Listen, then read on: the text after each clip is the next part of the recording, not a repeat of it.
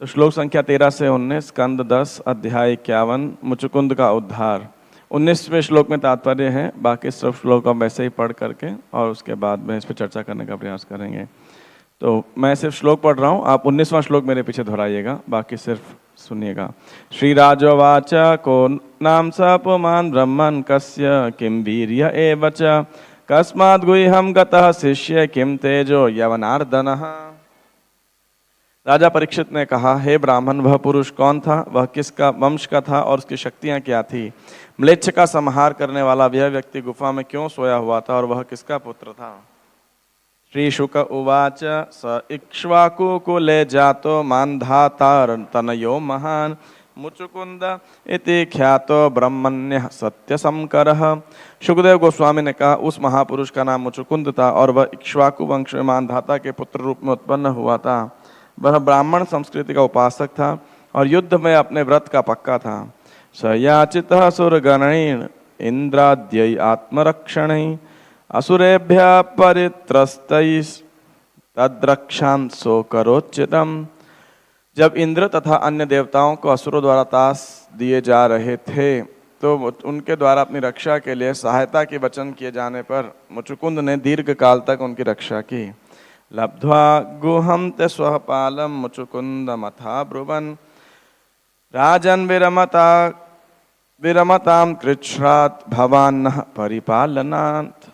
जब देवताओं को अपने सेनापति के रूप में कार्तिकेय प्राप्त हो गए तो उन्होंने मुचुकुंद से कहा, हे राजन, अब आप हमारी रक्षा का कष्टप्रद कार्य छोड़ सकते हैं।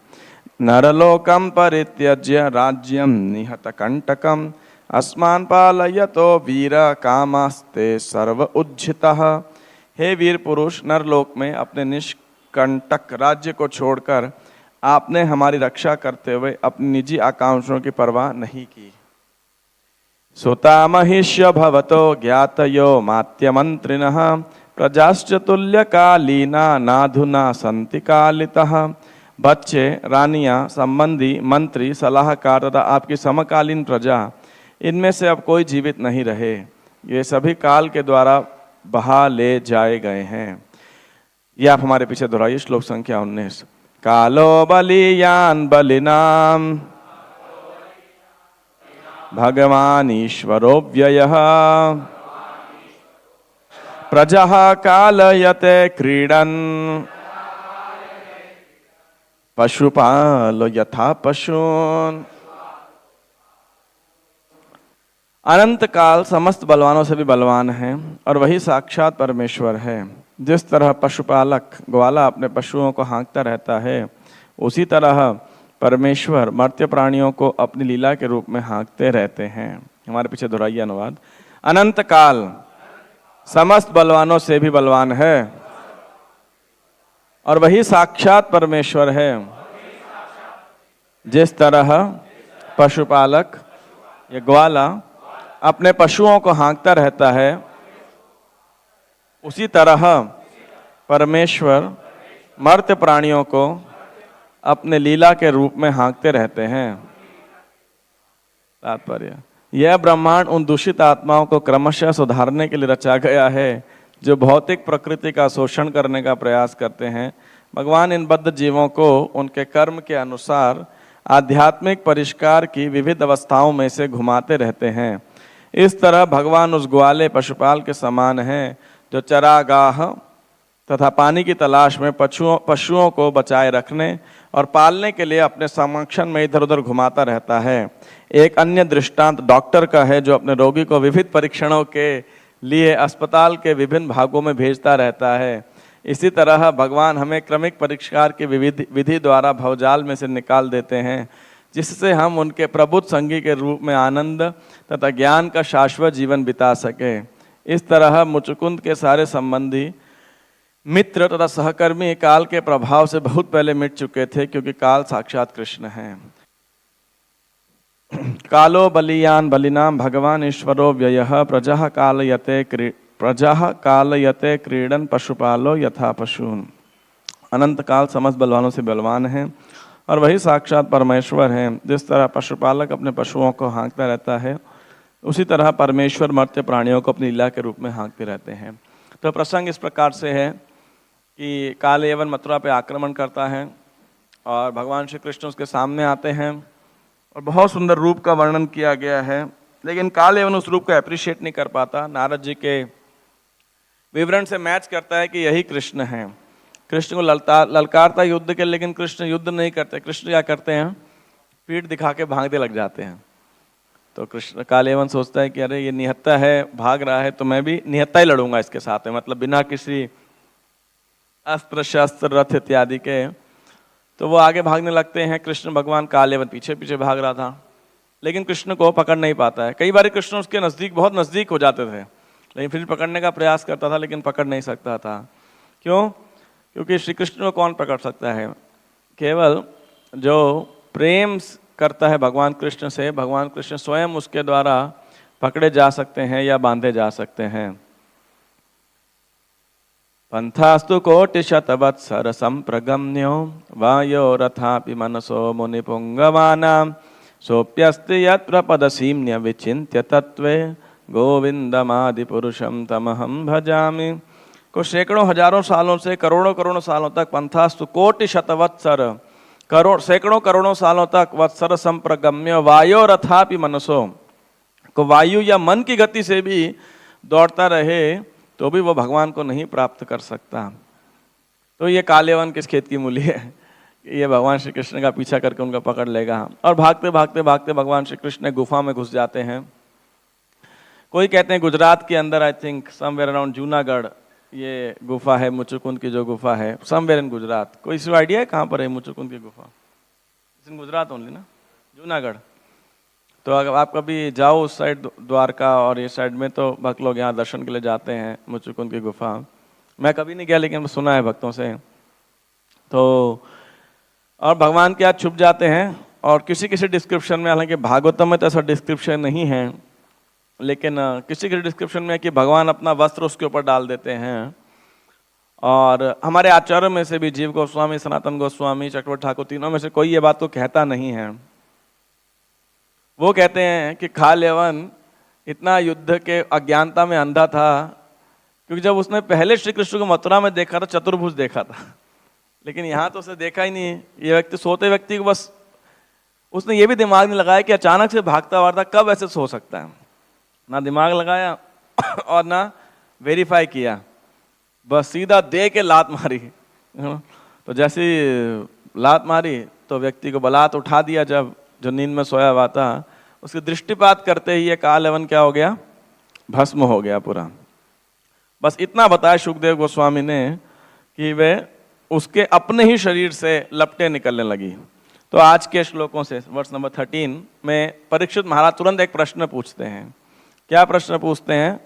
वैसे उसमें 4 प्रश्न हैं। को नाम, क्या नाम था उस व्यक्ति का जो सो रहा था? को नाम सपुमान ब्रह्मन कस्य, हे सुखदेव गोस्वामी हे ब्राह्मण, क्या नाम था उस व्यक्ति का? किम वीर्य एवच, क्या उसकी शक्ति थी? आप देखो, दृष्टिपात से ही भस्म कर दिया केवल।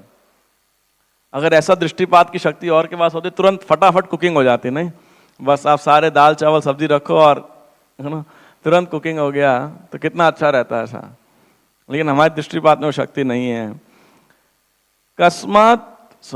को पुमान, को नाम सपुमान ब्रह्मन कस्य, किस कस्य, ये एक और प्रश्न है, किस वंश का था वो? कौन था उसके पिता, पूर्वज कौन थे, क्या वंशज थे? किम वीर्य एवच, क्या उसकी शक्ति थी?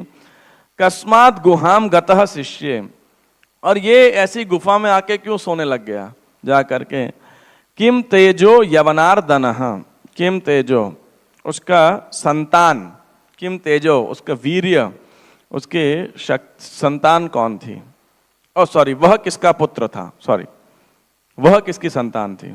तो सुखदेव गोस्वामी 14वें श्लोक में बोलते हैं, स इक्ष्वाकु कुले जातो, वह कौन से खानदान में पैदा हुआ था? इक्ष्वाकु। इक्ष्वाकु का नाम और कहां पे आता है? भगवत गीता में, मनुरिक्ष्वाकवे ब्रवीत एवं परंपरा प्राप्तम इमराज कालीन मता योगो नष्ट परंतपः इमं विवस्वते योगम प्रोक्तवान अहम अव्ययम विवस्वान मनवे प्राह मनुरिक्ष्वाकवे ब्रवीत। तो इक्ष्वाकु कुल में जन्म हुआ जातो, मान धातार तनयो महान। किसका लड़का था ये? तनय मतलब पुत्र, तो मानधाता का महान पुत्र था। और मुचुकुंद इति ख्यातो, क्या नाम था उसका, किस नाम से विख्यात था, मुचुकुंद के नाम से विख्यात था। ब्रह्मण्य सत्य शंकर, तो वो ब्राह्मणों का भक्त था, ब्राह्मणों में बड़ी श्रद्धा थी, उपासना करता था, उनकी सेवा करता था। सत्य शंकर, और युद्ध में एकदम सत्य के साथ में वो लड़ता था, बड़ा शक्तिशाली भी था। सयाचित, टेक्स्ट 15, किससे प्रार्थना, उसको याचना की गई, किसने याचना की उसे, सयाचित सुरगणैर, सभी देवताओं ने, इंद्र आद्य आत्मरक्षणे, इंद्र आदि देवताओं ने, सुरगणों ने रक्षा की, किसके लिए, आत्मरक्षा के लिए, कि आप हमारी ओर से युद्ध कीजिए, हमारे कमांडर इन चीफ बनिए, हमारी रक्षा कीजिए। किससे रक्षा कीजिए, असुरेभ्य परितस्तैहि, वो किससे भयभीत थे, असुरों से। तद रक्षाम सो करो चिरम, तो जब ऐसा याचना किया तो मुचुकुंद ने बड़े साल तक, कई लंबे समय तक देवताओं की सहायता की, रक्षा की। लब्ध्वा गुहम ते स्वपालम मुचुकुंद मथा ब्रवान, लब्ध्वा प्राप्त हो गया, कौन, गुहम, शिवपुत्र कार्तिकेय।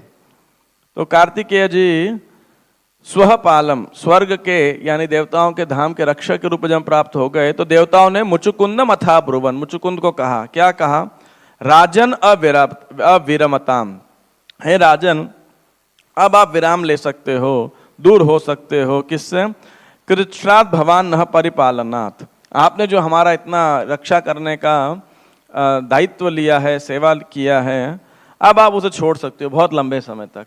जैसे होता ना, कोई लंबे समय तक मैनेजमेंट कर रहा है, एडमिनिस्ट्रेशन कर रहा है, फिर रिटायरमेंट ले लो, तो अभी आप ब्रेक ले सकते हो, एक वेकेशन ले सकते हो, छुट्टी ले सकते हो, और हम आपके बड़े आभारी हैं। और क्या आभार प्रकट कर रहे हैं वो, ये 17 श्लोक में आभार प्रकट कर रहे हैं। नरलोकम परित्यज्य, कि मनुष्यों के लोक में, आप तो मनुष्य थे, मनुष्य हैं, तो नरलोक को छोड़ दिया आपने, और कैसा है, राज्यम निहत कंटकम, और हालांकि आपका अपना राज्य था, नरलोक में आप राजा थे और बड़ा अच्छा राजा था, राज्य था, लेकिन आपने निहत कंटकम, उसे छोड़ दिया। हालांकि हमारा जो मार्ग था वो बड़ा कष्टप्रद था, कष्टदायक था, उसमें बड़ी यातनाएं थी, लेकिन आपने अपने कंफर्ट को छोड़ के या हमारे लिए यातना को स्वीकार किया। अस्मान पालयतो वीर, हे वीर आपने हमारा पालन करने के लिए, कामास्ते सर्व उज्झिता, आपने अपनी सारी इच्छाओं का, ऐशो आराम का परित्याग कर दिया। और फिर अब वो ग्रैटिट्यूड एक्सप्रेस करने के बाद, आभार व्यक्त करने के बाद में उन्हें पृथ्वी लोक की वर्तमान स्थिति से अवगत करा रहे हैं, कि वो बोलेंगे हाँ ठीक है, मैंने तो राज्य छोड़ा, अब मेरा राज्य, पुत्र, परिवार, पत्नी इत्यादि कहाँ पर हैं। तो बोल रहे हैं सुता महिष्य भवतो ज्ञातो या अमात्य मंत्रिण, तो आपके सुता संतान, महिष्यो पटरानी रानियां, और ज्ञातयो अन्य बाकी संबंधी, भवता मतलब आपके, और आमत्य मंत्रिण, अमात्य मतलब मंत्री, आपके सेक्रेटरीज और सलाहकार जो आपको मंत्रणा करते हैं। प्रजाष्ट तुल्य कालीना, और उस समय की सारी प्रजा, न अधुना अब संति नहीं है, कालितः काल से प्रेरित होकर के, समय के प्रभाव के कारण वे सब तो बहुत पहले क्या हो चुके हैं, देह त्याग कर चुके हैं। अब वो आपका राज्य जिस अवस्था में आप छोड़ के आए थे उसका तो नामो निशान भी नहीं है। फिर आज का श्लोक है ये, कालो बलियान बलिनाम भगवान ईश्वरो व्ययः, क्यों मुचुकुंद के अंदर कुछ रोष हो सकता था शायद, अरे आपकी वजह से, आपको बचाने के चक्कर में मेरा अपना राज्य समाप्त हो गया, मैं उसका भोग नहीं कर पाया। तो यहाँ देवतागण उन्हें एक बहुत सुंदर फिलोसॉफिकल उपदेश देते हैं, अगले में वरदान देंगे ताकि नाराज ना हो, है ना। तो वो क्या कह रहे हैं आज के इस उपदेश में। आज के उपदेश के पहले मैं एक दो चीज और बस मुचुकुंद के बारे में बता देता हूँ, कुछ सूचनाएं। तो मुचुकुंद ने सोचा कि भाई जब वरदान देंगे, वरदान देने लगेंगे, तो मुचुकुंद ने दो पुराणों को हमारे चक्रवर्ती ठाकुर सनातन गोस्वामी कोट करते हैं, एक विष्णु पुराण है और एक और कोई पुराण को कोट करते हुए कहते हैं कि मुचुकुंद ने सोचा कि जय श्री श्री राधा राधिका रमन की जय, गौणिता की जय, कृष्ण बलराम की जय। तो उनको वो बोल रहे हैं कि मुचुकुंद ने सोचा कि अब ये ना देखो दोबारा कोई झगड़ा होएगा तो ये इंद्र वापस बुलाने आ जाएगा मुझे, झगड़ा करने के लिए, ओ सॉरी रक्षा करने के लिए, लड़ाई होगी सुर असुर के अंदर, तो मैं क्या वरदान मांगू? और अब राज्य वगैरह तो कुछ है भी नहीं वैसे भी, और अब जब कोई है ही नहीं, मुचुकुंद धर्मात्मा राजा थे, तो बोले जब कोई राज्य भी इधर नहीं है और ये लोग दोबारा बुला लेंगे, तो बेटर है कि मैं क्या वरदान मांगू? सोने का वरदान मांगता हूँ। कई कई टीवी सीरियल में दिखाया जाता है कि कह रहा है मैं बहुत थक गया हूँ, सोना चाहता हूँ, बट ऐसा हमारे आचार्यों में या भागवत में या कमेंट्रीज में कहीं लिखा नहीं है। तो वो इसीलिए सोने को बोलता है कि अब मैं तभी जागूं, अभी दुनिया में वैसे देखने के लिए कुछ है नहीं, तो मैं तभी जागूंगा जब भगवान का दर्शन होगा, ऐसा है। तो जो है वो इसीलिए वो मांगता है कि और ये लोग दोबारा बुलाने के डिस्टर्ब ना करें, अगर सो रहा हूँगा तो जगा देंगे, डिस्टर्ब करेंगे, तो बोले जो जगाएगा ना बलात्, वो उसी के शरीर से अग्नि प्रकट होएगा, समाप्त हो जाएगा। तो ऐसा वरदान उसने मांगा था कि ताकि अब कोई डिस्टर्बेंस ना हो, है ना। तो एनी हाउ, तो ये इस प्रकार से मुचुकुंद के बारे में एक घटना थी, और भगवान जब आते हैं मुचुकुंद से बहुत प्रसन्न होते हैं। तो ये मुचुकुंद के बारे में एक बात थी, और जो वरदान के विषय के अंदर खासकर, है ना। तो अब आज के इस श्लोक में आते हैं। कालो बलियान बलिनाम भगवान ईश्वरो व्ययः प्रजा कालयते क्रीडन पशुपालो यथा पशुन। कि ये जो काल है ये बहुत शक्तिशाली है। कितना शक्तिशाली है? बलियान, जो बलवान लोग हैं, बलिनाम, उनकी भी अपेक्षा नहीं करता, मतलब बलवानों के बलवान भी हैं, इसके आगे झुक जाते हैं। एंड क्या है? The wheels of time grind slowly but powerfully. जो काल चक्र है ये चाहे क्रमशः धीरे धीरे चलता हो, लेकिन इतना शक्तिशाली है कि कोई भी इसके आगे, हर किसी को नतमस्तक होना पड़ता है। काल चक्र के आगे कोई व्यक्ति समाप्त, कोई भी व्यक्ति खड़ा नहीं हो सकता है काल के प्रभाव में। कितना भी धनी व्यक्ति हो, वो धन दे करके काल के चक्र को रोक नहीं सकता है। कितने भी किसी का राजनीतिक संपर्क हो, रोक नहीं सकता है। कोई कितना बाहुबली हो, अपने बाहुबल से समय को रोक नहीं सकता है। कोई बहुत विद्वान हो तो अपनी विद्वता से दलीलें दे करके कार्य को, काल चक्र को रोक नहीं सकता है। कोई बहुत रूपवान हो, सुंदर हो, तो अपनी सुंदरता से काल को मोहित करके नहीं रोक सकता है। अर्थात काल चक्र किसी के झुकाए नहीं झुकता है, हर किसी को काल के सामने नतमस्तक होना पड़ता है। तो कालो बलियान बलिनाम, आप कोई भी क्यों ना हो, भगवान ईश्वरो व्ययः, क्यों? क्योंकि वही साक्षात ईश्वर हैं, भगवान हैं, अव्यय हैं, अविनाशी भगवान हैं। प्रजा कालयते क्रीडन, और वो भगवान क्या कर रहे हैं? इस पूरी प्रजा का, सृष्टि का पालन कर रहे हैं, मेंटेन कर रहे हैं। कैसे? कंट्रोल कर रहे हैं, राधर ईश्वर है, नियंता है। कैसे कर रहे हैं? जिस प्रकार एक पशुपालो यथा पशुन, एक पशुपालक जो होता है, वैसे शायद शहरों में हमने अधिकांश लोगों ने देखा भी नहीं होगा पशुपालक कैसे पशुओं को कंट्रोल करता है। बट इसका क्या एग्जाम्पल दिया जाए, मतलब और शहरी उदाहरण क्या दिया जाए पता नहीं, लेकिन गांव में वो क्या बोलते हैं, एक डंडा लेके जो है पशुपालक लेकर के चलता है कि इधर उधर ना जाए, मवेशी, गाय और जो भी बैल है, भैंस है, इधर उधर ना जाए, है ना, किसी और के खेत में ना जाए। अच्छा, शहर में कुत्ते को चेन से बांध दे, इधर ना जाए, पकड़ के चलना पड़ता है ना। तो उसी तरह कह रहे हैं कि भगवान जो जितने भी प्राणी हैं उनको अपनी लीला के रूप में कंट्रोल करते हैं, हाँकते हैं। प्रभुपाद जी के शिष्य एक और उदाहरण दे रहे हैं कि जिस प्रकार कोई व्यक्ति अस्पताल में जाता है, ये कंटेम्प्रेरी एग्जाम्पल सबको समझ में आ जाएगा। तो अस्पताल के अंदर वो बोलते हैं इधर ये परीक्षा होगी, इस वार्ड में जाओ ये परीक्षा होगी, यहाँ अल्ट्रासाउंड होगा, यहाँ सीटी स्कैन होगा, यहाँ ब्लड टेस्ट होगा, इस लेबोरेटरी में जाओ, इस डॉक्टर को ये दिखाओ। तो कई बार इधर बिलिंग करा के आओ, इधर कैशलेस होगा, इधर टीपी है, ये है, वो है, सब जगह जगह ऊपर नीचे भागना पड़ता है, व्यक्ति को इंतजार करना पड़ता है। तो कोई बोल सकता है अरे डॉक्टर पागल है, एक ही जगह बैठ के हमारा सारा इलाज क्यों नहीं करता, ऊपर नीचे, फर्स्ट फ्लोर, सेकंड फ्लोर, यही दोस्त भगाते रहता है। उसी तरह कह रहे हैं कि ये जो जगत एक अस्पताल के समान है, और हम सब जो नित्यबद्ध जीव हैं, रोगी हैं, और ये बद्ध जीव बनाया गया है, भव सागर रूपी या संसार रूपी जो व्यवस्था है, ये बनाई गई है।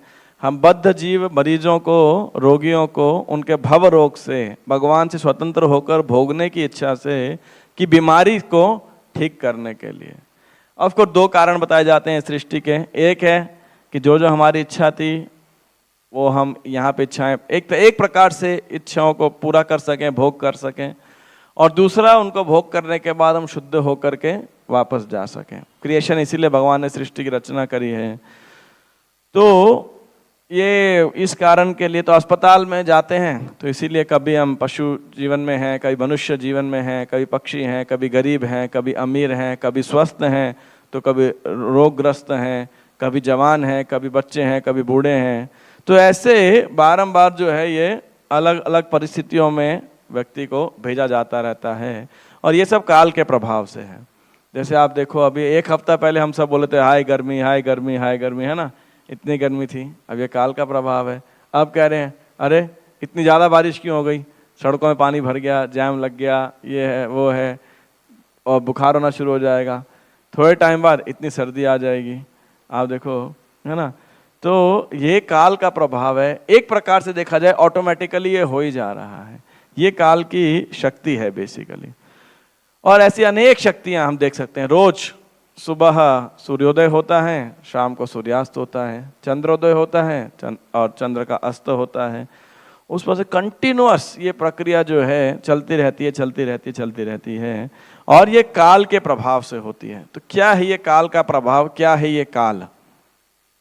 तो हमारे तीसरे स्कंद में के 11वें अध्याय में परमाणु से काल की गणना, calculation of time from atom, पूरा चैप्टर है एक काल शक्ति के ऊपर। ऐसे तो अनेक अनेक जगह पे मेंशन आता है। तो मैं इसमें से कुछ बात पढ़ रहा हूँ जो आपको शायद बहुत अच्छा लगे। समहाउ मेरे पास इंग्लिश वाला बुक होता तो और अच्छा होता, क्योंकि कुछ हिंदी के शब्द बहुत कठिन है, एक्चुअली समझ ही नहीं आएंगे। You can also put English, you know, because ये हिंदी इतनी जटिल है कि मतलब बेटर है इंग्लिश पढ़ लो तो ज़्यादा अच्छा है, ना समझ आए तो वो ज़्यादा अच्छा है हिंदी वाले शब्दों से। हिंदी के शब्द बहुत ज़्यादा ही टू टफ। तो यहाँ पे बताया गया है इस अध्याय के अंदर, मैत्रेय जी विदुर जी को बताते हैं। तो सबसे पहले बताते हैं पूरा एक सृष्टि लीला के बारे में। विदुर जी उनसे प्रश्न पूछते हैं मैत्रेय मुनि से। तो मैत्रेय मुनि अब सृष्टि के बारे में वर्णन करने लगते हैं। आश्चर्य की बात है, वो विदुर जी मैत्रेय से कृष्ण की बाल लीला, असुर वध लीला, रास लीला, मथुरा लीला, द्वारका लीला, इन सब की चर्चा नहीं करते। वो क्या चर्चा कर रहे हैं, इस सृष्टि के बारे में आप बताइए।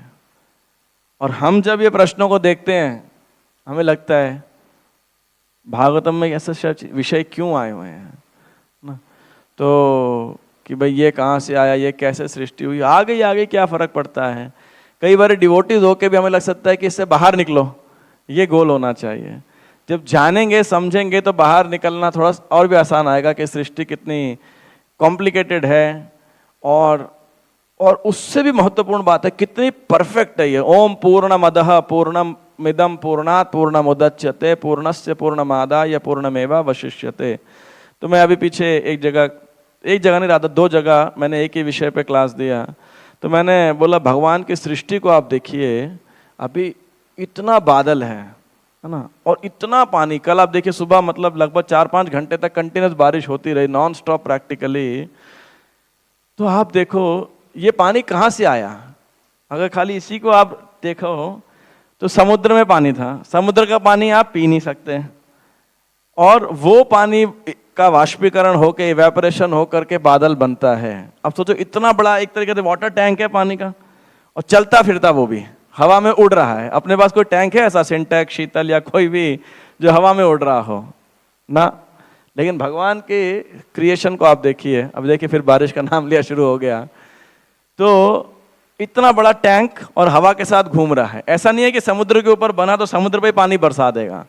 अब नदियों पे, पर्वतों में, शहरों में, गांवों में जहां पानी की आवश्यकता है तो हवा के साथ ये बहता जा रहा है, और उसके बाद में इसके अंदर से एरोप्लेन निकल जाता है पूरा, इसमें छेद नहीं होता। आप सोचिए, लीक प्रूफ है ना। और मोबाइल ये भगवान की सृष्टि है ना। और उसके बाद सारे नदी नाले और सरोवर इत्यादि कुएं भरते रहते हैं, ग्राउंड वाटर रिचार्ज होते रहता है। क्या अद्भुत सृष्टि है भगवान की। तो सृष्टि को और ऐसा स्टडी करेंगे ना, मान लीजिए, तो अद्भुत क्या महा अद्भुत है। और आप देखिए, ये उदाहरण तो शायद पहले भी आपने सुना होगा कि जैसे मान लीजिए ये मेरे पास एक पेन है, तो एड कंपनी का पेन नहीं है, एडजेल। तो अब जितने ही पेन बनाने होते हैं इसी कंपनी को बनाना पड़ता है। लेकिन भगवान की सृष्टि कैसे है, हर योनि में एक ही पेन एक शी पेन, मतलब एक पुरुष और एक स्त्री बना दिया, उसके भगवान आराम से बैठे हैं। अब सृष्टि ऑटोमेटिकली चलती रहेगी। अब जो ये पेन अगर कंपनी वाला ऐसा ही करता कि एक ही पेन और एक शी पेन बना देता, तो पेन आते रहते क्या दिक्कत है। लेकिन नहीं, भगवान की सृष्टि इसका कोई तोड़ नहीं है, ये एकदम मैचलेस है।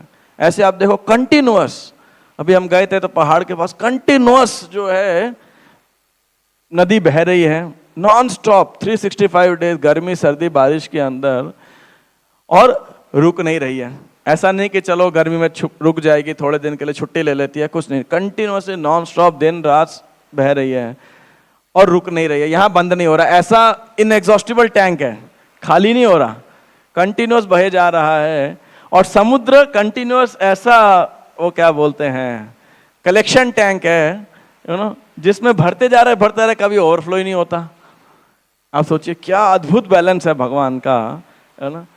तो जिस सृष्टि इतनी जबरदस्त बनाई होगी, ऐसे हम अपने शरीर को पढ़ें, कुछ भी चीज को गणना करें सृष्टि के अंदर, तो सिवाय आश्चर्य के और कुछ नहीं दिखेगा।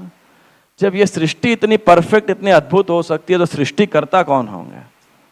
तो इसीलिए वो कितने विचित्र होंगे, कितने अद्भुत होंगे। तो एक दृष्टिकोण ये है।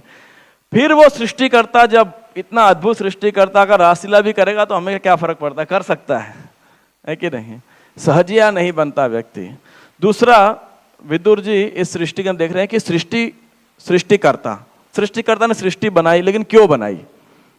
इस उद्देश्य को एक शुद्ध भक्त देखता है। क्या देखता है कि देखो, मेरे अंदर भगवान से स्वतंत्र भोगने की इच्छा थी, ठीक है ना। तो जितनी इच्छाएं थी भगवान ने क्या कर दिया, उतने प्रकार की योनियां बना दी। ये 84 लाख जो हम बोलते हैं, ऐसे थोड़ी 84 भगवान का लकी नंबर है, इसीलिए 84 लाख योनियां बना दे।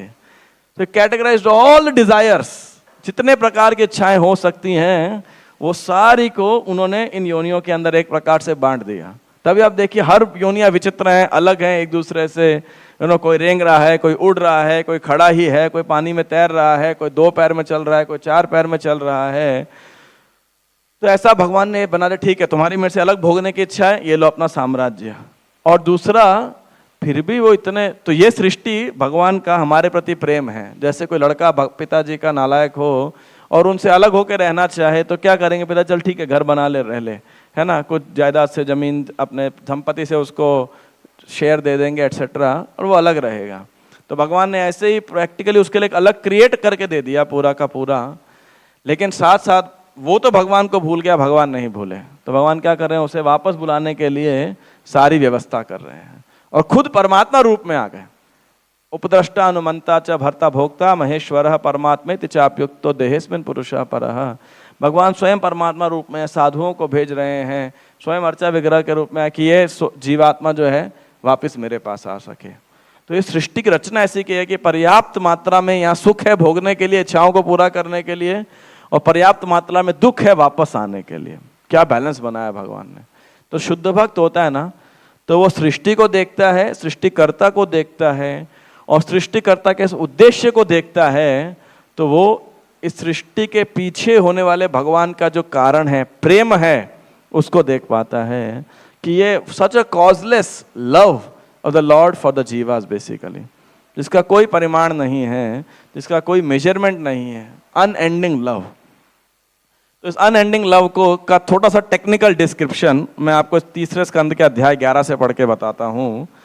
और इसीलिए ये लगाया ताकि कुछ भक्तों को नींद ना आए, अन्यथा तो समय, ये इतना टेक्निकल विषय है कि निश्चित रूप से आपको जो है नींद आने के पूरे चांस हैं। तो कह रहे हैं,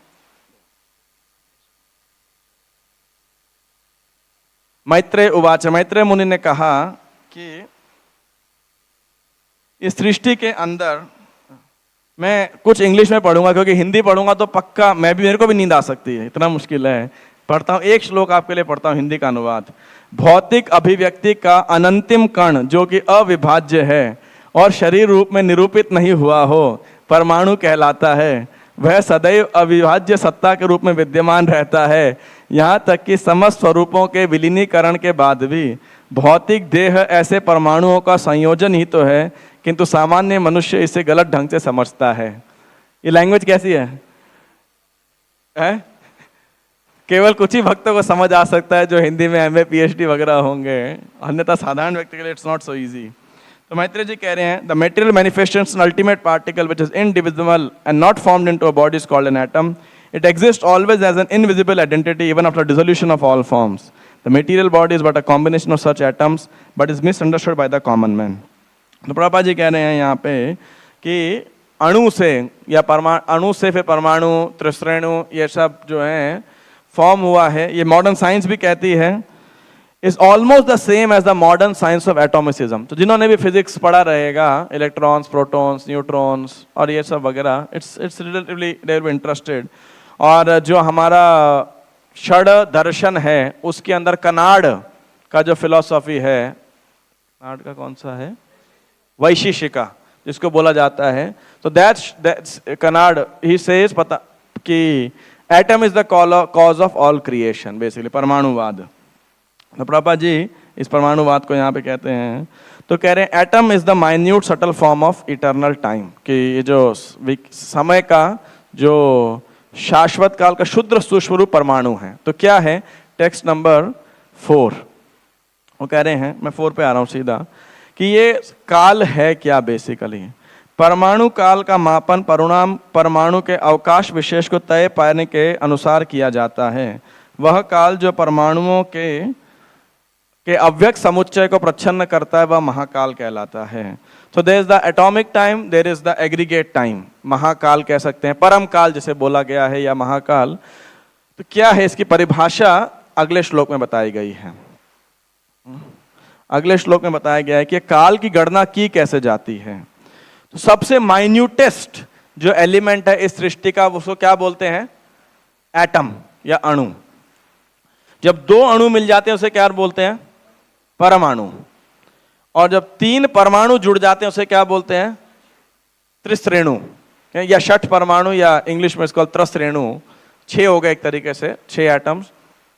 तो ये जो हेक्सागोनल शेप के अंदर कभी कभी आप किसी अंधेरे कमरे में सूर्य का प्रकाश प्रवेश करते हुए देखेंगे तो प्रभुपाद जी कह रहे हैं कि आपको ऐसे हेक्सागोनल शेप के अंदर लाइट पार्टिकल्स काइंड ऑफ आप देख सकते हैं।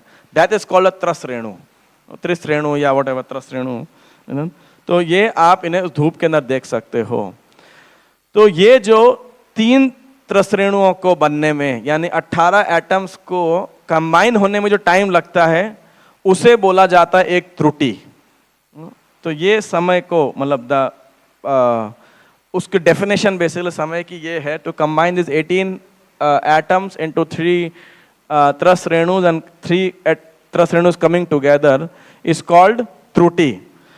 100 त्रुटियों का एक वेद होता है, 3 वेद मिलकर एक लव बनाते हैं, 3 लव एक निमेष के तुल्य हैं, 3 निमेष एक क्षण बनाते हैं, 5 क्षण एक काष्ठा, 15 काष्ठा एक लघु, 15 लघु एक नाड़िका या दंड, 2 दंड से एक मुहूर्त, और 6 या 7 दंड मिलकर दिन या रात का चतुर्थांश बनाते हैं। एक दंड के मापने का पाल, अब ये कैसे नापा जाए इसे, तो कह रहे हैं कि तांबे का एक बर्तन लीजिए 6 पल भार 14 अंश का, जिसमें 4 माशा भार वाले तथा 4 अंगुल लंबे सोने की सिलाई से एक छेद बनाया जाता है। तो उस छेद का वेट और उसका साइज करके उससे आप उस तांबे के बर्तन में 14 अंश के तांबे के बर्तन में छेद कीजिए और इसको जल में रखिए। तो जल को जब ओवरफ्लो होने में जितना टाइम है वो एक दंड कहलाता है। दैट इज अ कैलकुलेशन, वैदिक calculation, you know, like that. इतनी परफेक्ट श्रीमद् भागवतम के अंदर है। प्रभुपाद से ऐसा प्रतीत होता है कि वैदिक सभ्यता के दिनों में भौतिकी, रसायन शास्त्र या उच्चतर गणित का अभाव न था। मापों की गणना सरल से सरल रूप में अनेक विधियों से की जाती थी। So there was no dearth of physics, chemistry और हायर मैथमेटिक्स। तो रसायन शास्त्र, है ना। तो आगे क्या बोल रहे हैं, यामाश्च चत्वार, टेक्स्ट 10, चत्वारो मर्त्या नाम हनि उभे पक्ष पंचदशा हानि शुक्ल कृष्णश्च पानद। तो कह रहे हैं कि मनुष्य के दिन में 4 प्रहर या याम होते हैं, तो 4 रात में होते हैं। इसी तरह 15 दिन तथा 15 रातें पखवाड़ा कहलाती हैं, और 1 मास में 2 पक्ष कृष्ण तथा शुक्ल पक्ष होते हैं। 2 पक्षों को मिलाकर 1 मास होता है, और यह अवधि पितृलोकों का पूरा 1 दिन तथा 1 रात है। हाँ, ऐसे 2 मास मिलकर 1 ऋतु बनाते हैं, और 6 मास मिलकर दक्षिण से उत्तर तक सूर्य की पूर्ण गति को बनाते हैं। 2 सौर गतियों से देवताओं का 1 दिन तथा 1 रात बनते हैं। यानी 2 पक्ष में क्या बन गया? पितरों का 1 दिन, मनुष्य का 1 दिन, 1 मास हो गया पितरों का, पितृलोक का 1 दिन, देवताओं का 1 दिन कितना हुआ? 6 महीना। 6 महीना दिन, 6 महीना रात, 12 घंटे। तो 1 साल मतलब उनका 24 घंटा बेसिकली। तो और दिन रात का यह संयोग मनुष्य के 1 पूर्ण पंचांग वर्ष के तुल्य है, संवत्सर, है ना। और मनुष्य की आयु कितनी है? ऐसे 100 वर्ष की है, 100 संवत्सर की है। टेक्स्ट 13, गृह ऋक्ष तारा चक्रस्थ परमाण्यवादिना जगत संवत्सर अवसानेन पर्येत्या निमिषो विभुः।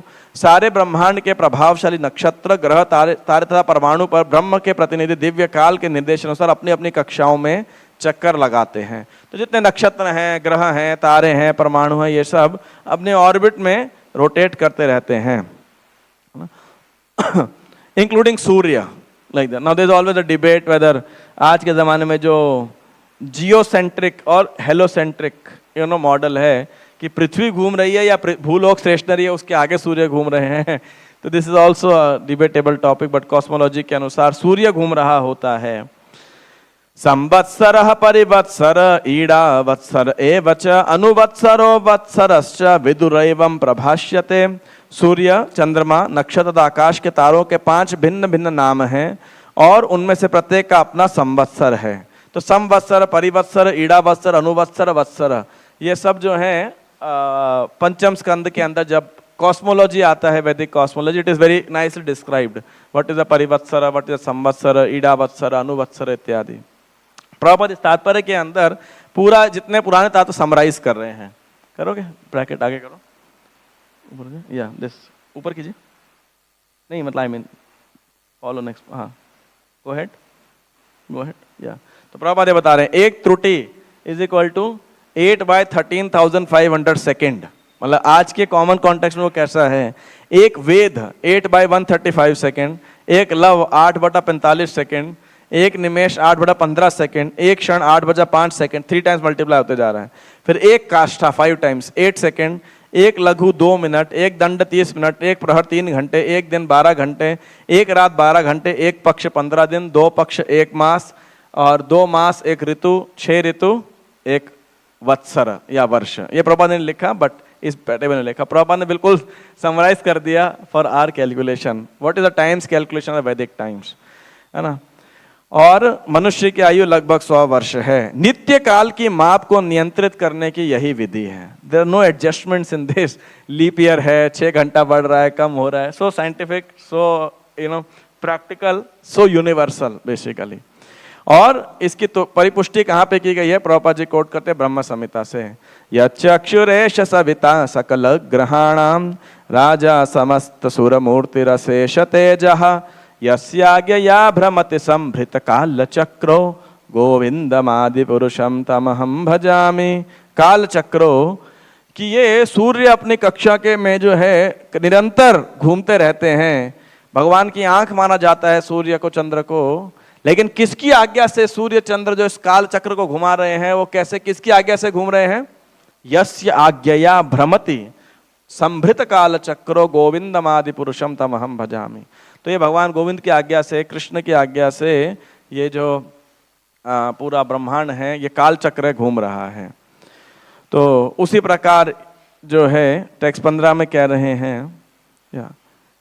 इट्स कि ऐसा क्यों हो रहा है, काल चक्र क्या करना क्या चाहता है। तो उसका उद्देश्य यहाँ 15वें श्लोक में बताते हैं। यह सृज्य शक्ति मुरुधोक्षयन स्वशक्त्या पुंसो भ्रमाय धिविदावति भूत भेदः कालक्षया गुणमयं क्रतुभिर्वितन्मस् तस्मै बलिं हरत वत्सर पंचकाय। तो कह रहे हैं कि ये सूर्य अपनी ऊष्मा तथा प्रकाश से सारे जीवों को जीवन देता है। वह सारे जीवों की आयु को क्यों कम करता रहता है? कि उन्हें भौतिक अनुरक्ति के मोह से छुड़ाया जा सके। वह स्वर्ग लोक तक ऊपर जाने के मार्ग को लंबा प्रशस्त बनाता है। इस तरह वह आकाश में बड़े वेग से गतिशील है। अतएव हरेक को चाहिए कि प्रत्येक 5 वर्ष में एक बार पूजा की समस्त सामग्री के साथ उसको नमस्कार करे। बस सर पंचकाय। तो text 15 with all ingredients of worship once every 5 years। तो इस प्रकार से कह रहे हैं। तो विदुर जी अब क्वेश्चन पूछते हैं उनसे। विदुर जी कहते हैं ठीक है, मैं तो मनुष्य लोक की, पवित्र लोक की, स्वर्ग लोक की आयु को तो समझ गया हूं। अब आप किसकी आयु बताइए मुझे? उन महान जीवों की जो स्वर्ग के भी ऊपर हैं, मतलब जो जनलोक, तपलोक, महरलोक के वासी हैं, और खासकर ब्रह्मा जी की, वो बताइए। तो ठीक है, और आप तो समझ सकते हैं नित्य काल की गतियों को मैत्रेय मुनि, तो आप बताइए, आप सर्वसिद्ध व्यक्ति हैं, देख सकते हैं। तो मैत्रेय जी फिर बोलना शुरू करते हैं। अब मैत्रेय जी आगे बढ़ते हैं। मैत्रेय जी क्या कहते हैं? चारों युग सत्य, त्रेता, द्वापर तथा कलियुग कहलाते हैं। इन सबों के कुलों वर्षों का योग देवताओं के 12,000 वर्षों के बराबर है। 12,000 कैसे? देवताओं के 12,000 वर्ष, तो देवताओं का 12,000 वर्ष। हमारा एक वर्ष कितना था? देवताओं का एक वर्ष हमारे वर्ष के बराबर कितना था? 360 डेज ना। 1 year was 1 day। तो 12,000 वर्ष में आप दिन वो करेंगे, क्या बोलते हैं, इंटू 360 से मल्टीप्लाई करेंगे तो 43,20,000, तो जिसमें से 4,32,000 यानी 1200 वर्ष देवताओं के 1200 वर्ष क्या है? कलयुग। 2400 वर्ष हैं द्वापर युग, 3600 वर्ष है त्रेता युग, और 4800 वर्ष है सत्य युग। तो 4800, 3600, 2400 और 1200, 12,000 देवताओं के वर्ष जो हैं। तो देवताओं के वर्ष पर छोड़ा था उन्होंने, वहां से कंटिन्यू कर रहे हैं। ऐसे 100 का साइकिल क्या है? 12,000 देवताओं का वर्ष एक महायुग है, कह सकते हैं, पूरा साइकिल है। और देवताओं की तो ये अगले श्लोक है ना 19 में यही बताया गया है। 20 के अंदर प्रत्येक युग के पहले तथा बाद के संधि काल जो कि कुछ 100 वर्षों के होते हैं, जैसा कि पहले उल्लेख किया जा चुका है। दक्ष ज्योतिर्विदों के अनुसार युग संध्या या 2 युगों के संधि काल कहलाते हैं। इन अवधियों में सभी प्रकार के धार्मिक कार्य संपन्न किए जाते हैं। प्रभुपाद यानी लिख रहे हैं, मैंने कहीं से सुना था, आप इसको प्रामाणिक सोर्स से वेरीफाई कर लीजिएगा, कि 10% of the age of the मतलब युगा वो संध्या काल कहलाता है। जैसे मान लीजिए कलयुग और सतयुग है, तो 1200 देवताओं के वर्ष हैं, तो 120 वर्ष इधर और 480 वर्ष इधर, ये युग संध्या कहलाया जाएगा। ऐसा है डिस्क्रिप्शन युग संध्या। जब फर्स्ट कैंटो में युग संध्या में व्यासदेव ने ट्रांजिशन को देखा, तो यानी फर्स्ट 10%, मतलब लास्ट 10% और फर्स्ट 10%, ऐसा 2 युगों का इसे युग संध्या बोला जाता है। But please verify it. Anyway यहाँ भी लिखा है कुछ वर्षों का, तो सम ट्रांजिशन पीरियड। तो प्रत्येक युग के, हाँ सॉरी, टेक्स्ट 21 सतयुग का लक्षण बताया है, त्रेता द्वापर, कि कैसे 25% धर्म हमेशा घटते जाएगा इन युगों के। जैसे जैसे युग बढ़ते जाएंगे अधर्म बढ़ता जाएगा, धर्म 25% घटता जाएगा। तीनों लोकों के बाहर यानी भूर्भुवः स्वः, स्वर्गलोक के बाहर 4 युगों को 1000 से 4 युगों को 1000 से गुणा करने से ब्रह्मा के लोक का एक दिन होता है। ऐसी अवधि ब्रह्मा की रात होती है जिसमें ब्रह्मांड का सृष्टा सो जाता है। तो 1000 चतुर्युगी is equal to Brahma ji is 1 day basically.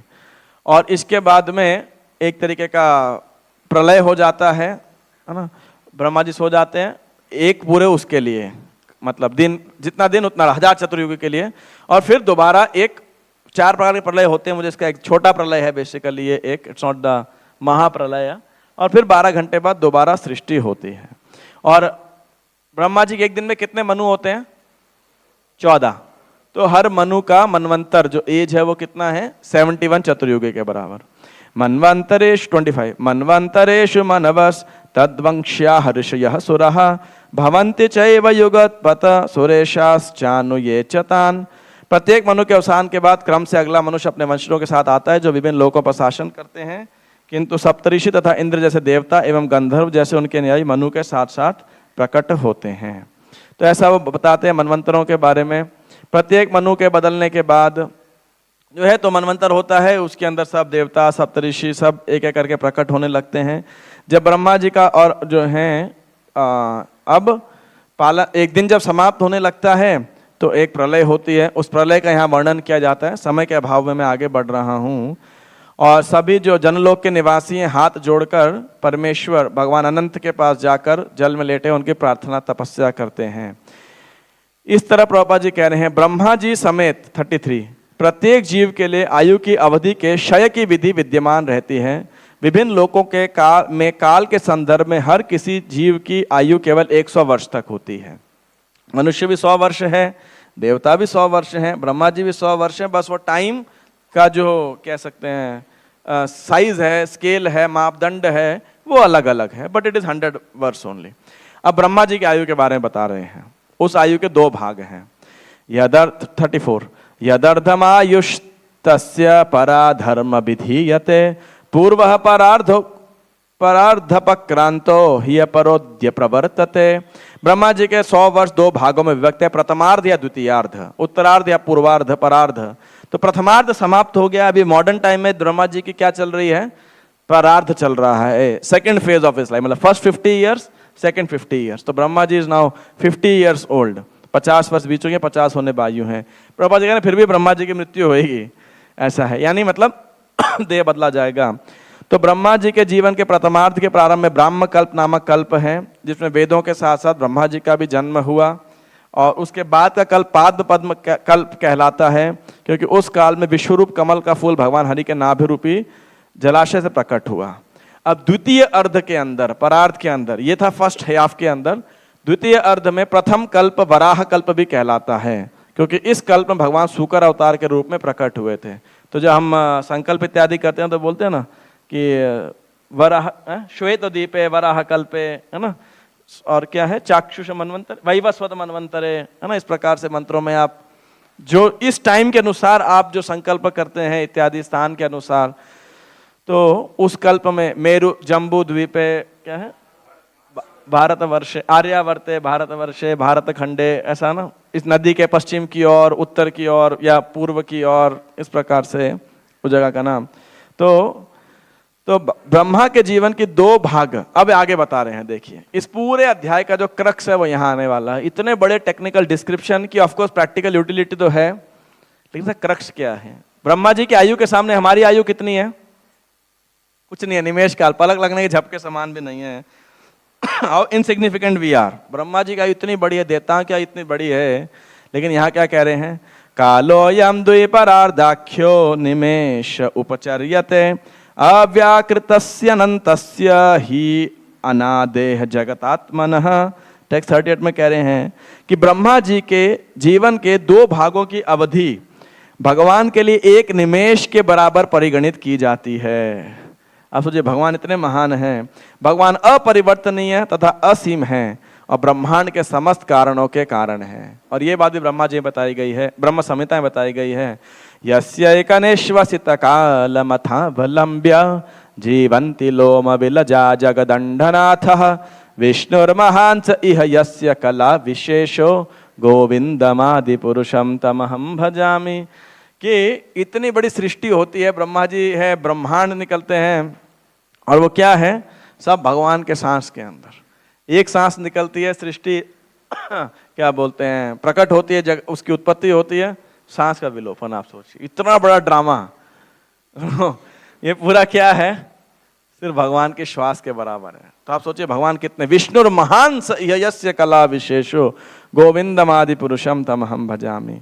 तो इस प्रकार से, लेकिन इस काल चक्र में यस्त्विंद्र गोप मथवेंद्र महो स्वकर्मा बंधानुरूप फल भाजन महतनोति। इस काल चक्र से इंद्र गोप नामक एक तुच्छ कीड़ा, मतलब जो इसको हम माइक्रोस पढ़ते हैं ना, अमीबा सिंगल सेल्ड पढ़ते थे आपके बायोलॉजी के अंदर, to the cosmic most powerful person as Brahma ji, लेकिन वो सब क्या है? इसके द्वारा इन्फ्लुएंस्ड हैं।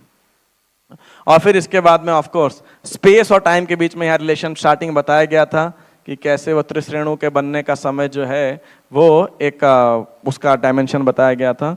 और आगे यहाँ ब्रह्मांड के साइज का बताते हैं, because space and time according to Vedic cosmology, Vedic astronomy, ये दोनों आपस में बहुत रिलेटेड है बेसिकली। मैं तो ज़्यादा नहीं जानता हूँ, I just use a Bhagavatam version basically. तो इस पूरे अध्याय का अगर हमने पढ़ने का, तो 2 तो मैंने आपको सारांश बताया पहले ही। याद है किसी को कि विदुर जी ने प्रश्न क्यों पूछा इस क्रिएशन का?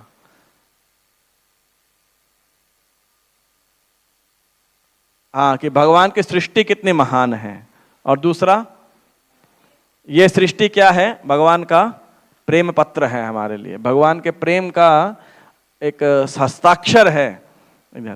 इसके बाद में अब ये सब चर्चा का प्रैक्टिकल इमीडिएट अगर आप देखें तो हम तीसरी बात कह सकते हैं कि हर व्यक्ति काल शक्ति के प्रभाव के अंदर है।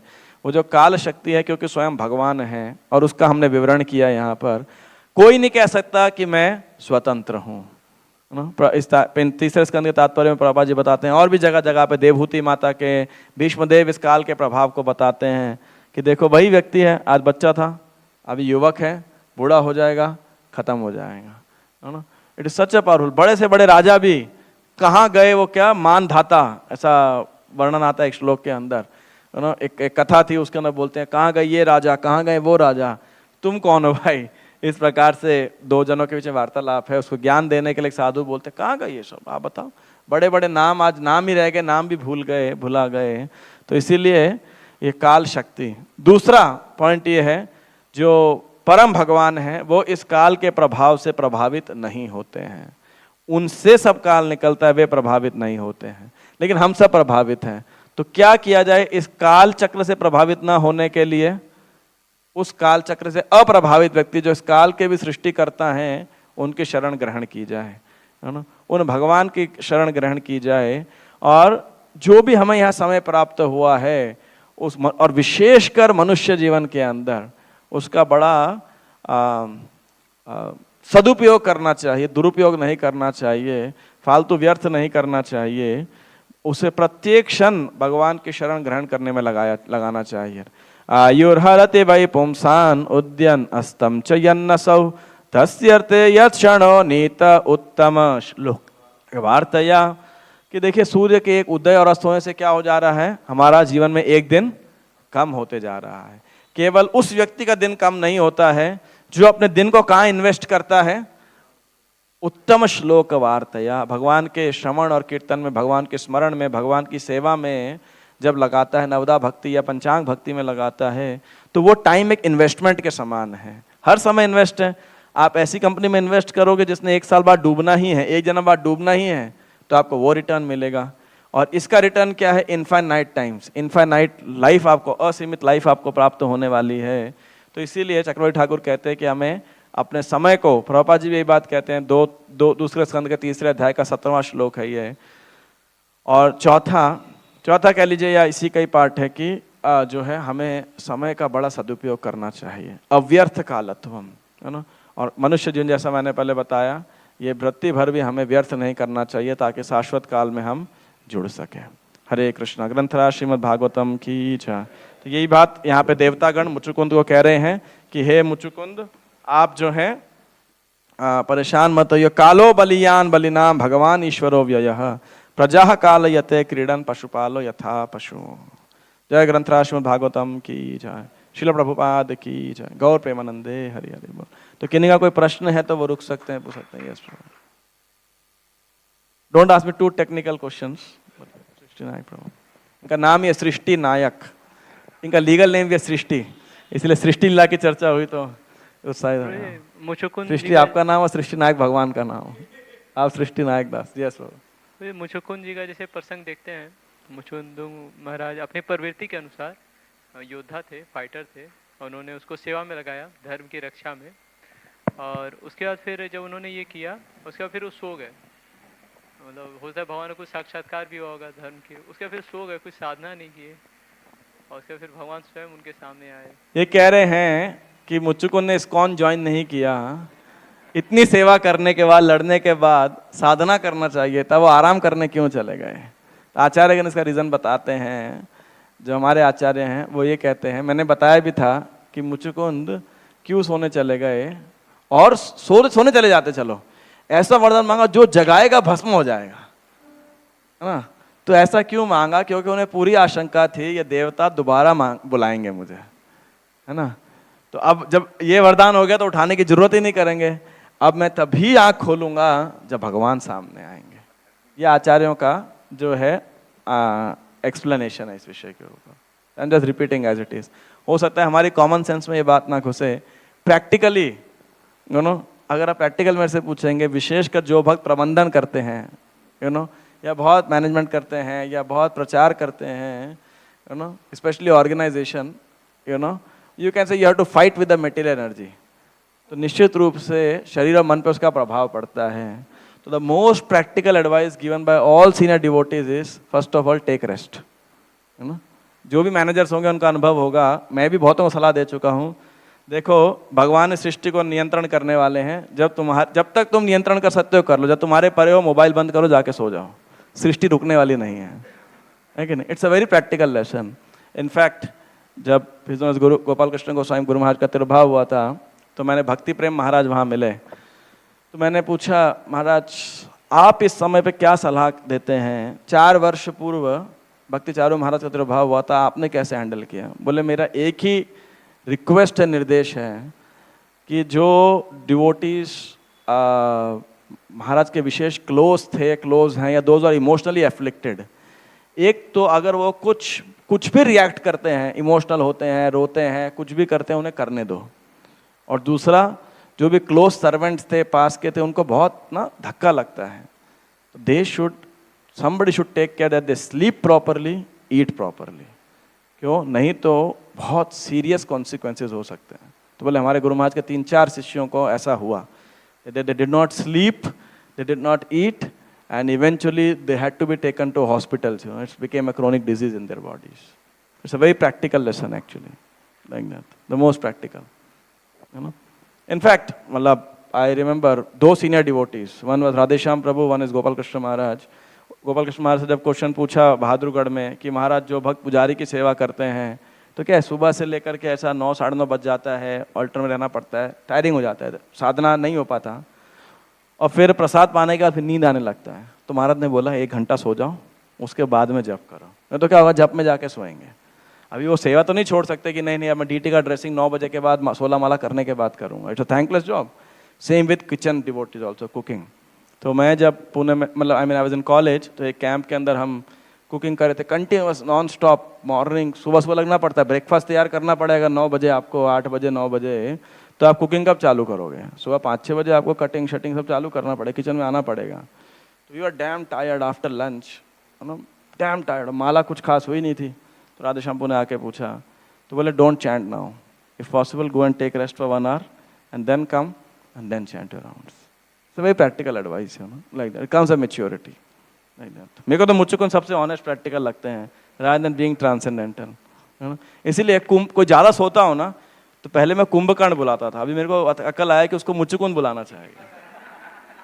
It's a better word, you know. Instead of demon, you call him a devotee, you know. At least Kumbhakarna कहना थोड़ा सा अपमानजनक हो सकता, ज़्यादा अपमानजनक हो सकता है, मुचुकुंद कहना थोड़ा बेटर है, like that. इसीलिए भक्तों को जगाते हुए बड़ा सावधान रहना पड़ता है कभी। तो कब नाराज हो जाए पता नहीं। तो वो भी एक दिक्कत। यस प्रभु। हरे कृष्णा प्रभु जी जैसे मैंने भगवद गीता में भी शायद मैंने पढ़ा है कि जो स्लीप है वो इग्नोरेंस दर्शाती है कहीं ना कहीं।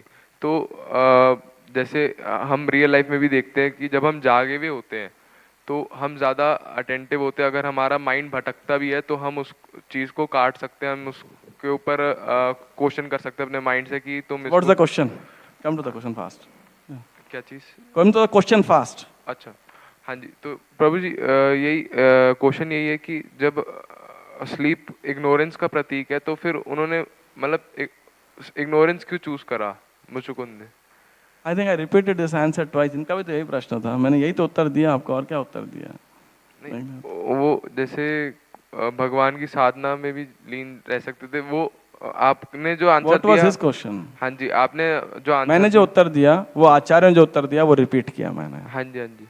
That's it, मैं और क्या कर सकता हूँ? नहीं, जैसे आपने कहा कि जो सेवा क्यों उन्होंने ऐसा चूज किया, तो आप भक्ति कीजिए, भगवत धाम जाइए, मुझको उनसे पूछिएगा लाइक दैट कि भाई आपने ऐसा क्यों चूज़ किया और क्यों हमें बिविल्डर किया। उन्होंने इसलिए चूज़ किया। अब ये मत सोचो क्यों चूज़ किया, 2 क्लासेस और रुको, ये देखो भगवान की क्या प्रतिक्रिया थी। आपकी और मेरी स्लीप इग्नोरेंस हो सकती है, लेकिन भगवान उनसे इतने प्रसन्न थे। भगवान कहते हैं अगले जन्म के अंदर आप एक बहुत पवित्र ब्राह्मण बनोगे और मुझे प्राप्त करोगे, है ना। तो आप बताओ वो स्लीप साधना से बेटर है कि नहीं है? ऐसी नींद और ऐसी सेवा जो उन्होंने की जेन्युइन है भाई। वो एक जीवात्मा के मनुष्य रूप में करे, इतना लड़ाई करके आए, तो क्या मांगेगा। अभी निर्जल एकादशी के अगले दिन आप क्या मांगते हो, आप मुझे बताओ। माला मांगते हो या पानी मांग रहे थे? फिर ये बताओ आप क्या मांग रहे थे? लेट्स बी वेरी प्रैक्टिकल ना। व्हाई वी आर सो इतना एक्सपेक्टेशन ट्रांसेंडेंटल वर्ल्ड की क्यों नहीं लगती है? Devotees are also most practical people बाबा। If Bhagavatam cannot be practical, and the most practical, I think nothing can be in this world is practical, like that. You know, Bhagavatam has a transcendental purpose, transcendental intention, transcendental goal, transcendental topics, but the dealings is very practical. पर जैसे आपने starting में कहा था कि मुचुकुंद जैसे हम जो आचार्य हैं उन्होंने कहा, ये नहीं कहा है कि मुचुकुंद सेवा करते हुए थक गए थे इसलिए उन्होंने स्लीप का वरदान मांगा था। हाँ, तो फिर आप बाद में कहते हैं कि भाई मैं आपके लिए कह रहा हूँ, हम बद्ध जीवों के लिए कह रहा हूँ। ये तो कॉमन सेंस की बात है। हमारे आचार्य, मैं उस मिसकंसेप्शन करता था कि उन्होंने ऐसा नहीं बोला। हाँ जी, हाँ जी। युद्ध कर रहे होंगे तो स्वाभाविक सी बात है, शरीर तो शारीरिक फटीक तो होगा ही होगा, लेकिन उनकी भावना अंदर की ये थी कि भाई दोबारा ना बुला लें, है ना। अब भगवान से मिलेंगे तभी, भगवान आएंगे तभी। और कोई प्रश्न किसी का? मैं प्रेरित नहीं कर रहा था आप सबको कि अब आप पहले सोइए, है ना। इसका एक प्रैक्टिकल एप्लीकेशन बस ये है, युक्त आहार विहारस्य युक्त चेष्टस्य स्वप्नसु युक्त स्वप्नावबोधस्य योगो भवति दुःखः। Try to sleep appropriately, not too much, not too less.